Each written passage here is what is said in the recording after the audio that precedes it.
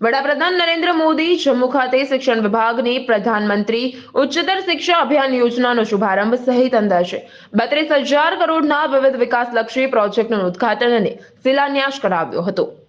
પીએમયુએસએચ યોજના અંતર્ગત નર્મદ દક્ષિણ ગુજરાત યુનિવર્સિટીને રૂપિયા 100 કરોડનું માતબર અનુદાન ફાળવવામાં આવ્યું છે। આ સાથે સૌરાષ્ટ્ર યુનિવર્સિટીને પણ રૂપિયા 100 કરોડ સહિત ગુજરાતની અન્ય 4 યુનિવર્સિટીને રૂપિયા 32 કરોડની માતબર અનુદાન આપવામાં આવ્યું। જે અન્વયે બીએનએસયુ ખાતે વડાપ્રધાનનું જીવંત પ્રસારણ નિહાળ્યું હતું અને યુનિવર્સિટીના વિદ્યાર્થીઓ સાથે સંવાદ સાધ્યો હતો। અત્યાર સુધીની સૌથી મોટી ગ્રાન્ટ મેળવતી નર્મદ દક્ષિણ ગુજરાત યુનિવર્સિટી રિસર્ચ અને ઇન્ફ્રાસ્ટ્રક્ચર ડેવલપમેન્ટને અપગ્રેડ કરવામાં આવે આ ગ્રાન્ટનો ઉપયોગ કરશે।